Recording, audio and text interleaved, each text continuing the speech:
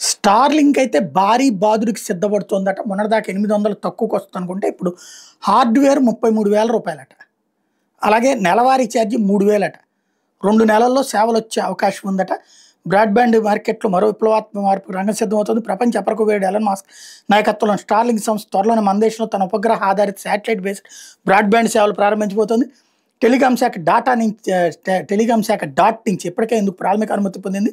Spectrum కేటాయింపులు లభించిన వెంటనే ఈ సేవలు ప్రారంభించబోతుంది. దరఖాస్తు చేసిన 15 నుంచి 20 రోజుల్లోనే స్టార్లింక్‌కి స్పెక్ట్రమ్ కేటాయింపులు చేయబోతున్నట్టు అధికారిక వర్గాలు వెల్లడించాయి. స్పెక్ట్రమ్ కేటాయింపులు లభించిన వెంటనే ఇతర అనుమతులు, మౌలిక సదుపాయాల ఏర్పాటు పూర్తి చేసుకుని 2 నెలల్లో తన బ్రాడ్‌బ్యాండ్ సేవలు ప్రారంభించాలని స్టార్లింక్ యోచిస్తోంది. ప్రారంభంలో స్టార్లింక్ బ్రాడ్‌బ్యాండ్ సేవల బ్యాండ్‌విడ్త్ సామర్థ్యం 600 నుంచి 700 గిగాబైట్స్/సెకండ్‌గా ఉంటుందని అంచనా.